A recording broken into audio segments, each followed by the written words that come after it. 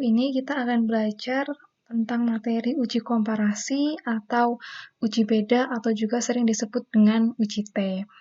Sebelumnya saya sudah mengupload PPT, di situ bisa kalian baca. Saya juga sudah mengupload panduan dalam melakukan analisis komparasi.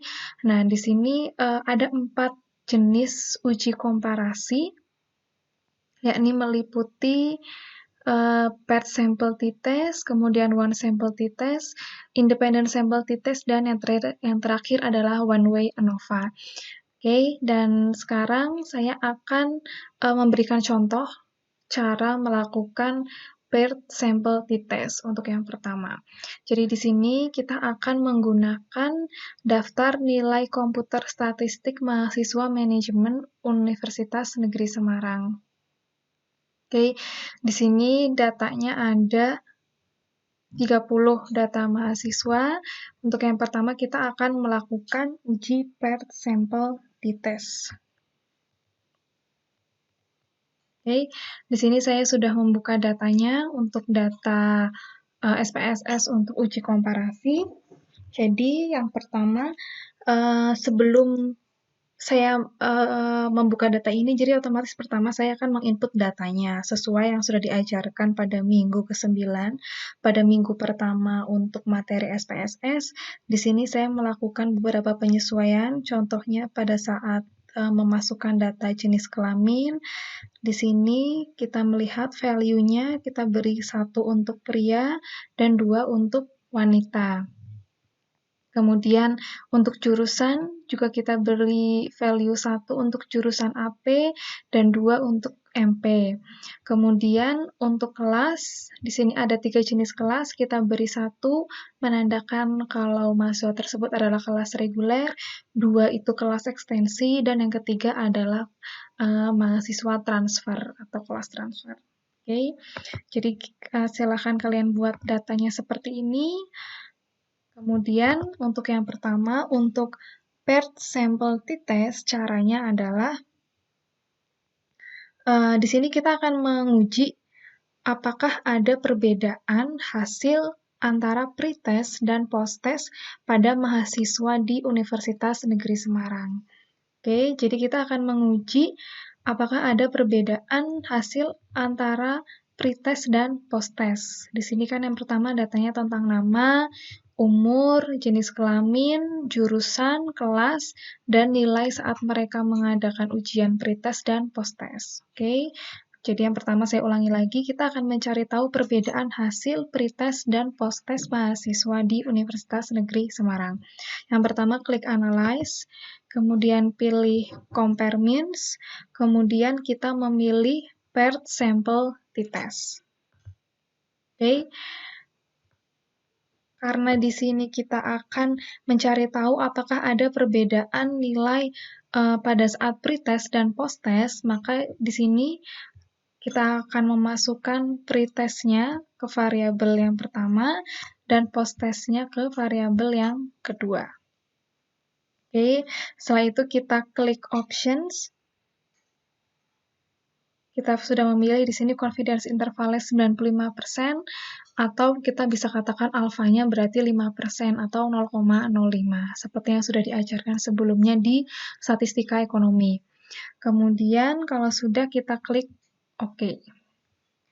Ya, ini sudah keluar, ini adalah hasil atau output dari paired sample t-test. Nah, gimana cara menganalisisnya? Jadi kalau yang pertama, ini itu adalah data tentang statistiknya ya. Berarti di sini rata-rata nilai mahasiswa saat mengikuti ujian pretest itu 57,67. Kemudian saat posttest itu 64,67. Kemudian di sini N menunjukkan jumlah sampel. Berarti kan tadi sesuai ya. Ada 30 mahasiswa. Oke, kemudian yang kedua adalah paired sample correlation. Nah, tabel ini menunjukkan korelasi antara variabel pretest dan variabel posttest.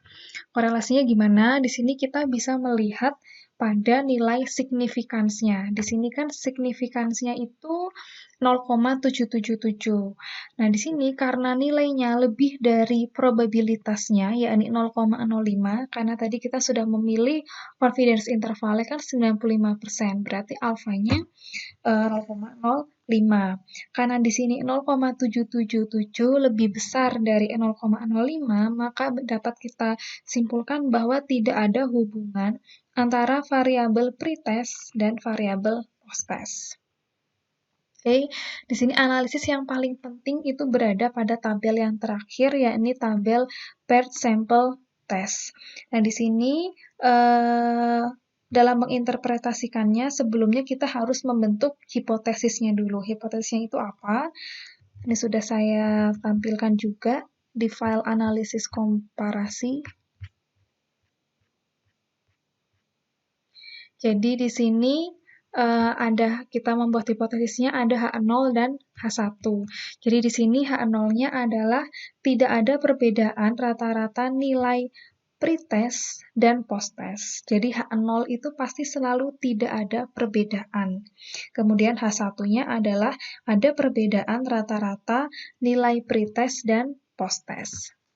Jadi yang pertama kalian harus tahu apakah hipotesisnya, yakni H0 dan H1-nya. Cara mudahnya kalau H0 itu biasanya berupa tidak ada perbedaan, karena kita lagi menguji uji beda kan, berarti otomatis yang akan kita uji, ada nggak sih perbedaan antara ini dan ini, otomatis H0 ya, tidak ada perbedaan. H1-nya lawannya kan, berarti ada perbedaan, gitu aja mudahnya.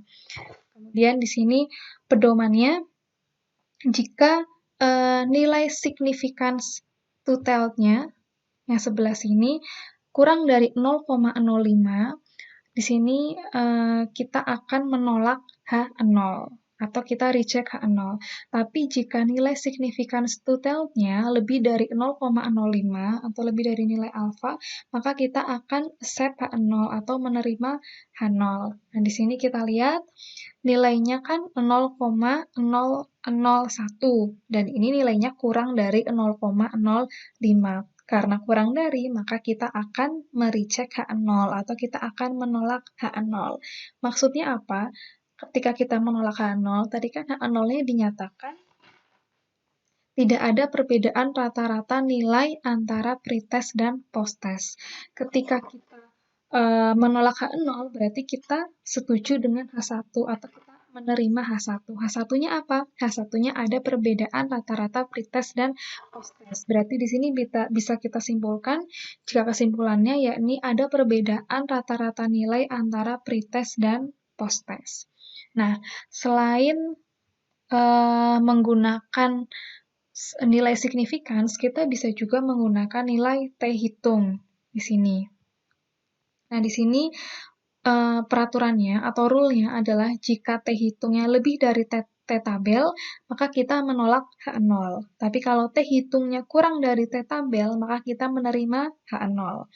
Nah, di sini di soal kita menemukan T-nya kan min 3,814.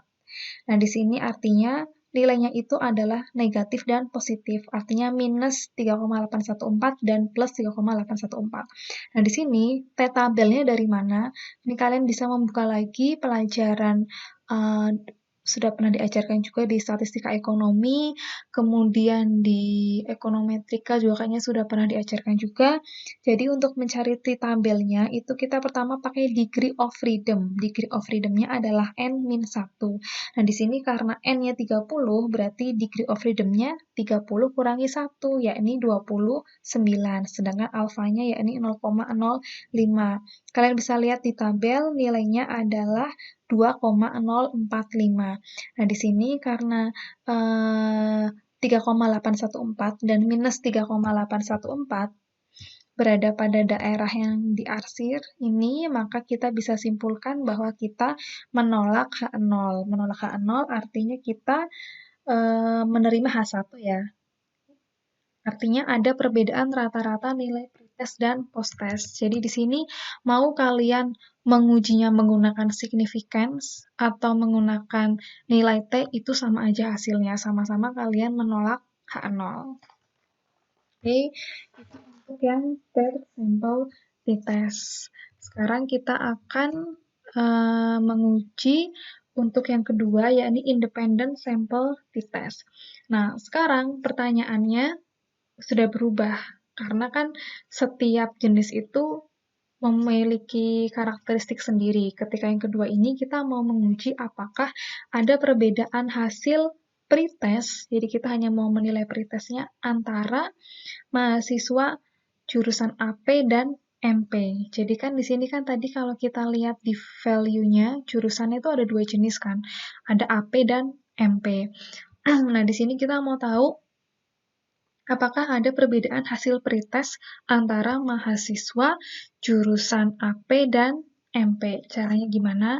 Masih sama, kita klik analyze, kemudian kita compare means, kemudian kita pilih independent sample t-test. Nah, di sini karena kita mau mengujinya hanya fokus pada pretest, maka pada tes variabel kita masukkan pre, kemudian pada grouping value-nya kita mengisi jurusan. Kenapa kita mengisi jurusan? Karena tadi kan kita mau tahu apakah ada perbedaan hasil pretest antara mahasiswa jurusan AP dan MP. Berarti kan grupnya tuh ada dua kan, grup AP sama MP. Makanya si groupingnya itu adalah si jurusan. Beda lagi kalau kita mau tahu apakah ada perbedaan hasil pretest antara misalkan mahasiswa wanita dan pria. Otomatis groupingnya adalah jenis kelamin, kayak gitu. Jadi tergantung sama pertanyaannya. Karena pertanyaannya jurusan, maka kita masukkan di grouping value-nya ini jurusan. Tapi kalau tadi mau cari tahunya antara cewek dan cowok, ya berarti kita masukinnya groupingnya jenis kelamin. Tuh, jadi tergantung pertanyaannya. Oke. Sudah, kalau kita sudah masukkan grouping variabel jurusan, kemudian kita klik define group. Grup 1 kita isi dengan 1, grup 2 kita isi dengan 2. Kenapa ada 1 dan 2? Karena di sini pada jurusan hanya ada 2 jurusan kan, jurusan AP dan MP, di mana kita labelkan dengan angka 1 dan angka 2. Dan kita klik continue, kemudian klik OK. Ya. Ini hasil yang kedua. Hasil untuk uji independent sample t-test. Nah, di sini peraturannya atau rule-nya adalah jika nilai significance-nya, yang kita lihat yang ini,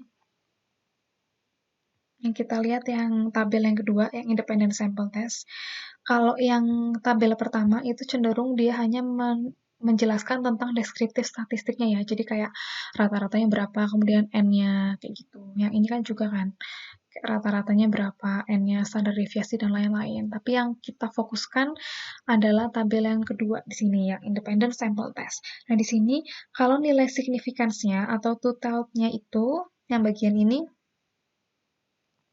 lebih dari 0,05, maka kita menerima H0. Tapi kalau significance-nya itu kurang dari 0,05, maka kita menolak H0. Nah, di sini apa sih H0-nya dan apa sih H1-nya? H0-nya ya otomatis selalu berupa tidak ada perbedaan. Sekarang beda antara tidak ada perbedaan hasil pretest antara mahasiswa AP dan MP. Beda ya sama yang tadi. Kalau yang tadi itu H0-nya adalah tidak ada perbedaan rata-rata nilai pretest dan posttest. Kalau yang ini H0-nya adalah tidak ada perbedaan rata-rata hasil pretest antara mahasiswa AP dan MP. Jadi di sini kalau ininya, significance-nya itu lebih dari 0,05, kita accept H0. Kalau kurang dari 0,05, kita reject H0. Itu aja prinsipnya. Di sini kita lihat nilainya 0,471. Nah, di sini karena nilainya lebih dari 0,05, maka kita accept H0. Artinya apa? Artinya tidak ada perbedaan antara hasil pretest antara mahasiswa AP dan MP. Oke. Kemudian kita sekarang lanjut ke one way ANOVA. Nah, di sini yang mau kita tes adalah apakah ada perbedaan hasil post-test.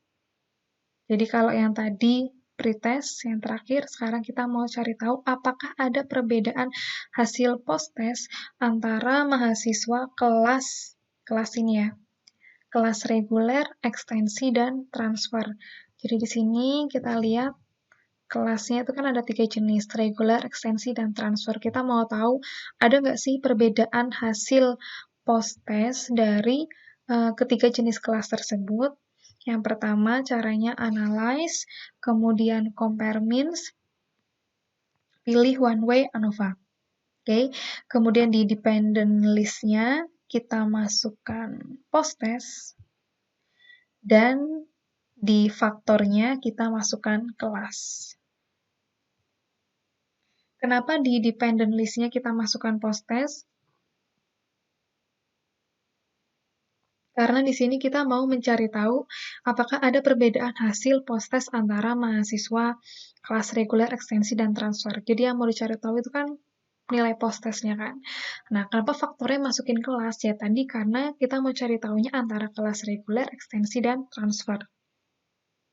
Kemudian pilih post-hoc, kemudian kita pilih yang Turki, bukan Turki ya, Turki, kemudian klik continue, klik OK. Ini yang one way ANOVA. Oke, di sini silakan kalian lihat yang interpretasi pada tabel ANOVA. Jadi di sini rule-nya, jika nilai signifikansinya lebih dari 0,05, yang bagian ini, lebih dari 0,05, maka kita accept H0 atau menerima H0. Kalau kurang dari 0,05, maka kita mereject H0. Nah, di sini H0-nya apa? Lagi-lagi masih sama, H0-nya adalah berupa tidak ada perbedaan. Tapi di sini tentang hasil post-test antara mahasiswa kelas reguler, ekstensi, dan transfer. H1-nya apa? Ada perbedaan hasil post-test antara mahasiswa kelas reguler, ekstensi, dan transfer. Tuh. Nah, di sini kita lihat nilai signifikansinya itu kan 0,115, di mana lebih besar dari 0,05. Artinya kita akan menerima H0. Menerima H0 artinya apa? Kita setuju kalau tidak ada perbedaan antara hasil post-test di antara mahasiswa reguler, ekstensi, dan transfer. Jadi di sini saya hanya akan menjelaskan 3 jenis, yakni one way ANOVA, kemudian independent sample t-test, dan sample t-test. Selanjutnya kalian bisa melanjutkan dengan mengerjakan tugas latihan untuk minggu ini.